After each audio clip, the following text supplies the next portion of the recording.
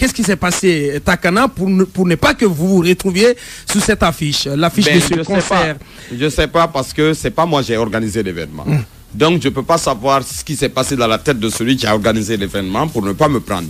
Mais je sais seulement que, en Guinée, il existe des promoteurs et des hommes qui travaillent dans le domaine de la culture, qui ne sont pas forcément des hommes de culture, mais qui travaillent dans la culture, qui ne veulent pas mettre les artistes guinéens à leur place.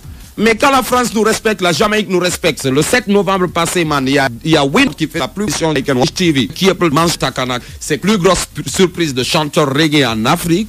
Et que des frères guinéens qui s'amusent à organiser des shows ici, invitent Tiken Jah Fakoly, qui est un parrain même de Takana. C'est grâce à lui. Comment, si tout va bien, on va joindre Tidiane, quand même, à qui on a confié l'organisation de ce concert. C'est vraiment ridicule. Maintenant, le président, il a dissipé l'équivoque et il a mis tout sur les points sur les i. Voilà. Sur ce que vous étiez en train de dire tout à l'heure, c'est très tôt de parler de ça. Le monsieur, il est investi, ça fait même pas 2 mois. Voilà que vous êtes en train de parler d'un 3e mandat. Mais c'est un rêve, il faut arrêter de rêver, mon frère. On attend beaucoup de choses de la Guinée. Nous, on attend que la Guinée, déjà, il y a le courant, il y a l'eau, il y a certaines choses qui commencent. Ebola qui s'en va, ça, c'est des trucs à fêter. Donc, il ne faut pas rentrer dans un débat de 3e ou de 4e mandat. Ça, c'est impossible aujourd'hui en Afrique, tout le monde le sait. Tout ce qui impossible en Afrique, hein. Tout, c'est impossible. Tout ce qui se prête à ce genre de choses. Dans la paix, c'est impossible. Mais est-ce qu'il va réussir dans ça? Est-ce qu'il va réussir dans ça? Est-ce qu'il n'y a pas un mouvement populaire qui va se décider? C'est déjà passé au Congo-Brazzaville. Voilà. Au Burundi, c'est déjà passé. Parce que au Burundi, c'est déjà passé avec toutes les violences qu'il y a au Burundi. Mais on sait les actualités aussi, il faut pas nous prendre. J'ai envie de revenir à l'aspect culturel avec Takana Zion, toujours concernant ses relations avec Tidiane, puisqu'il ne veut pas le citer. Tidiane est l'organisateur de ce spectacle.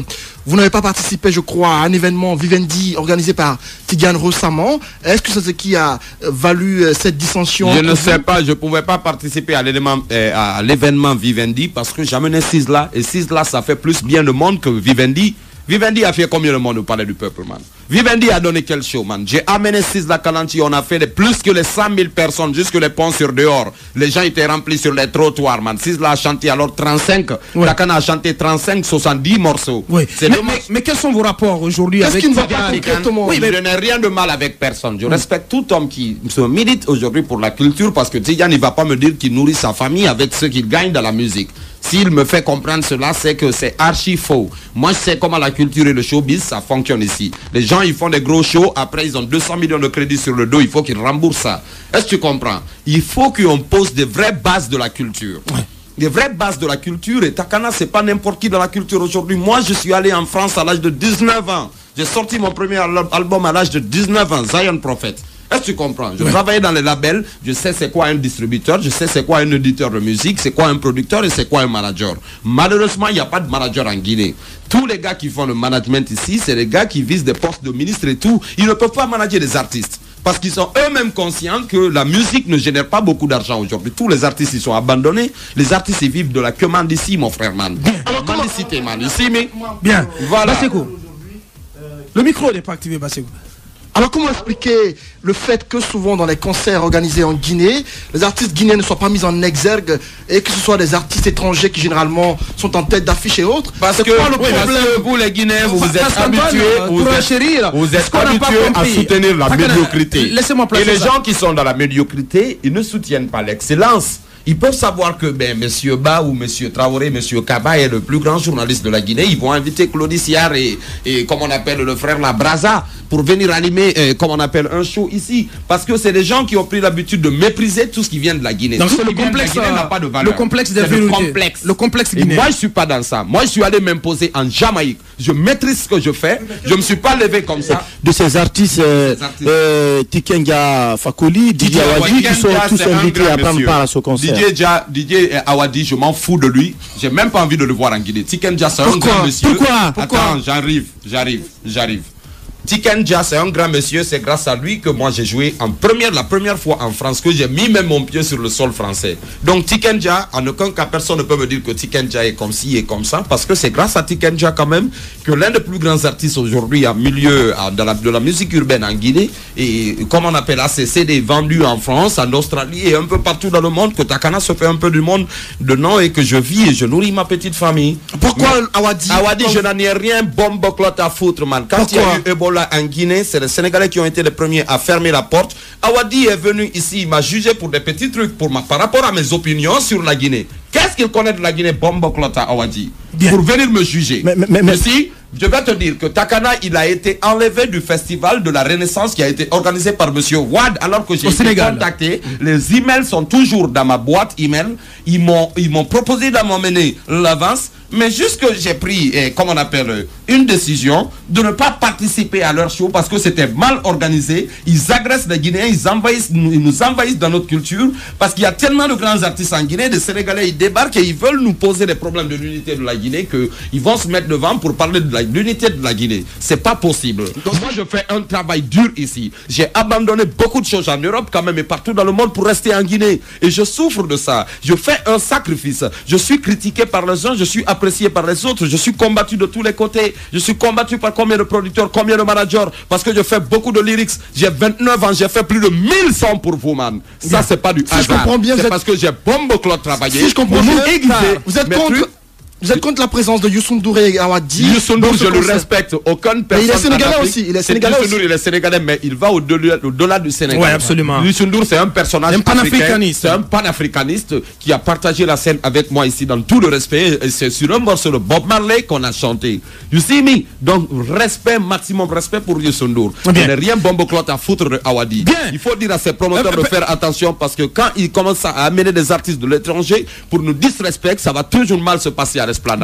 On remercie la sagesse du professeur Alpha Condé et la sagesse de monsieur Antonio Soare qui est un patriote guinéen et qui aime son pays et aujourd'hui qui est en train d'aider les jeunes artistes, les vieux artistes, les ballets africains, qui est en train d'aider le sport guinéen. Aujourd'hui, on a appris qu'il a fallu l'intervention d'Antonio Soare aussi également pour vous mettre d'accord et de monsieur le président pour que de la vous soyez République, présent sur là. Absolument. Mais c'est ça parce que Antonio il supporte pas l'injustice. Takana, j'ai rempli combien de fois l'esplanade du palais? Je l'ai fait plus de 5 fois, 10 fois, moi seul. Ils ont rassemblé tous les artistes, ils n'ont jamais pu rassembler, comment on appelle, remplir l'esplanade. Ils n'ont jamais dépassé la piscine. Ça, c'est pas ma force, hein. C'est la force de l'éternel de Dieu. Et le temps que je prends pour les misérables en Guinée, parce que le seul problème de la Guinée, c'est l'éducation.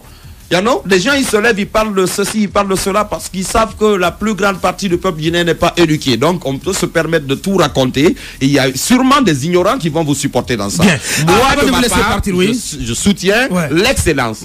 Mais pourquoi un artiste va prendre une autre grande voix et l'amener sur une grande scène et le présenter? Si tu vois que la dernière fois qu'on a joué pour le président de la République, alors à l'occasion de son installation, et qu'on a raté quand les autres présidents étaient là, présenter Lyricson, qui est l'une des plus grandes voix aujourd'hui du reggae guinéen, qui a fait des miracles en France, qui a tourné avec Manu Chao, il a fait une tournée mondiale. Quel artiste guinéen tu as vu présenter son ami artiste sur scène? C'est parce que moi j'ai suffisamment confiance en moi-même. Je sais que sur le travail que je fais, je ne triche pas. Je travaille dur, je ne sais rien faire dans la vie que prier et chanter. Ça c'est mon métier. Mais vous n'avez pas parlé d'Eli Kamano qui vous a quand même griffé ces derniers jours sur quelques réseaux sociaux. Je remercie Jarastafari. Laisse-moi te lire un beau somme. C'est à l'éternel Jarastafari que je cherche un refuge. Comment pouvez-vous me dire fuis dans vos montagnes comme un oiseau? Car voici les méchants bandes là qui s'assisent leurs flèches sur la corde pour tirer dans l'ombre sur ceux dont le cœur est droit. Quand les fondements sont renversés, le juste que ferait-il? Quand les fondements sont renversés, le juste que ferait-il? Quand un artiste s'en prend à son frère artiste, qu'est-ce que tu veux que l'artiste il fasse? Je peux rien. L'éternel Jarastafari est dans son saint temple. L'éternel Jarastafari est son trône dans les cieux. Ses yeux regardent, ses paupières sont les fils de l'homme. L'éternel Jarastafari sonde le juste. Il est le méchant et celui qui se plaît à la violence. Il fait pleuvoir sur les méchants les charbons du feu et du soufre. Un vent brûlant, c'est le calice qu'ils ont en partage. Car Jarastafari est juste. Il aime la justice et les endroits contemplent sa face.